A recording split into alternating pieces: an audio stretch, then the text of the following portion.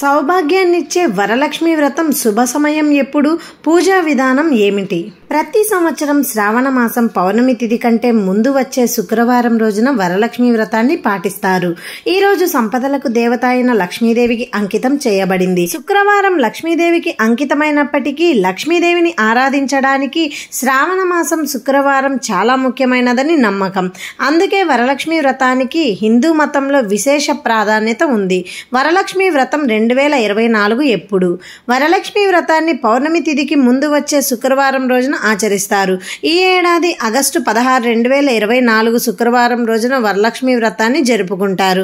వరలక్ష్మి వ్రతం 2024 శుభముహూర్తం సింహలగ్న పూజా ముహూర్తం ఉదయం 5:57 నుంచి 8:14 వరకు, వ్యవధి 2 గంటల 17 నిమిషాలు. వృశ్చిక రాశి పూజా ముహూర్తం మధ్యాహ్నం 12:50 నుంచి 3:08 వరకు, వ్యవధి 2 గంటల 19 నిమిషాలు. కుంభలగ్న పూజా ముహూర్తం సాయంత్రం 6:55 నుంచి 8:22 వరకు, వ్యవధి 1 గంట 27 నిమిషాలు. వృషభ లగ్న పూజా ముహూర్తం అర్ధరాత్రి 11:22 నుంచి 1:18 వరకు, అంటే ఆగస్టు 17, వ్యవధి 1 గంట 56 నిమిషాలు. వరలక్ష్మి వ్రతం పూజా విధానం. వరలక్ష్మి వ్రతం రోజున తెల్లవారుజామున నిద్రలేచి దినచర్య ముగించుకొని ఇంటిని శుభ్రం చేసుకుని స్నానం చేయాలి. ఇంటి ముంగిట రంగవల్లులు తీర్చిదిద్దాలి. అనంతరం ఇంట్లోని పూజ గదిని, వ్రతం చేసుకునే పూజా స్థలాన్ని శుభ్రం చేసి ఆ స్థలంలో గంగా జలాన్ని చల్లి శుద్ధి చేయండి. ఇప్పుడు తల్లి వరలక్ష్మీదేవిని స్మరిస్తూ ఉపవాసం ఉంటానని ప్రతిజ్ఞ చేయండి. తర్వాత ఒక చెక్క పీటను తీసుకొని దానిపై శుభ్రమైన ఎరుపు రంగు వస్త్రాన్ని పరిచి లక్ష్మీదేవి, గణపతిల విగ్రహాన్ని లేదా చిత్రపటాన్ని ప్రతిష్ఠించండి.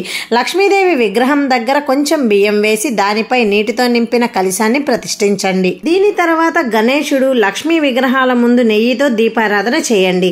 అగరబత్తులను వెలిగించి గణపతికి ముందుగా పూజ చేయండి. పూలు, దర్భ, కొబ్బరికాయ, చందనం, పసుపు, కుంకుమ, అక్షిత, పూలమాల మొదలైన వాటిని సమర్పించండి. దీని తర్వాత వరలక్ష్మీదేవి పూజను చేయండి. అమ్మవారికి 16 అలంకారాలతో పాటు పసుపు, కుంకుమ, అక్షతలు, పూలమాల సమర్పించండి. అనంతరం అమ్మవారికి పులిహోరం, పాయసం, శనగలు, చలిమిడి, వడపప్పు, బూరెలు వంటి ఆహార పదార్థాలను 9 రకాలు లేదా 5 రకాల ఆహార పదార్థాలను నైవేద్యంగా సమర్పించండి. తర్వాత అమ్మవారి అష్టోత్తర శతనామావళి మంత్రాలతో పూజ మొదలు పెట్టండి. పూజా సమయంలో వరలక్ష్మి వ్రత కథను పఠించండి. చివరిగా అమ్మవారికి హారతి ఇచ్చి పూజ ముగించి ఆ తర్వాత అందరికీ ప్రసాదం పంచిపెట్టండి. ముత్తైదువులకు పసుపు, కుంకుమ, శనగలు, తాంబూలం పెట్టి వాయనం అందించండి. వరలక్ష్మి వ్రత ప్రాముఖ్యత ఏమిటంటే సంపద, శ్రేయస్సు. ఈ వ్రతాన్ని ఆచరించడం ద్వారా లక్ష్మీదేవి అనుగ్రహంతో ఇంట్లో సిరి సంపదలు పెరుగుతాయి. ఆనందం, శాంతి.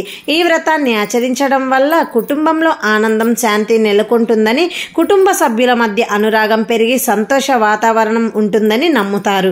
అఖండ సౌభాగ్యం కోసం వివాహిత స్త్రీలకు ఈ ఉపవాసం శుభప్రదంగా పరిగణించబడుతుంది. ఈ వ్రతాన్ని ఆచరించడం వల్ల వివాహిత స్త్రీలు అఖండ సౌభాగ్యాన్ని పొందుతారు. సంతానం ఆనందానికి, పిల్లలు ఆరోగ్యంగా సంతోషకరమైన జీవితాన్ని కోరుకోవడానికి కూడా ఈ ఉపవాసం పాటిస్తారు. సంతానం లేని వివాహిత స్త్రీలు సంతానం కలగాలని కోరుకుంటూ ఈ వ్రతాన్ని ఆచరిస్తారు. పేదరికం దూరం అవుతుంది. వరలక్ష్మి వ్రతం ప్రభావం వల్ల మనిషి జీవితంలో పేదరికం తొలగిపోయి తరతరాల వారు కూడా చాలా కాలం ఆనందంగా జీవిస్తారని నమ్మకం. తెలుసుకున్నారు కదండి. మీకు ఈ వీడియో నచ్చినట్లయితే ప్లీజ్ లైక్ చేయండి. ఇలాంటి మరెన్నో మంచి వీడియోస్ కోసం మన ఛానల్ని సబ్స్క్రైబ్ చేయండి. మరో మంచి వీడియోతో మళ్ళీ కలుద్దాం. Thank you for watching.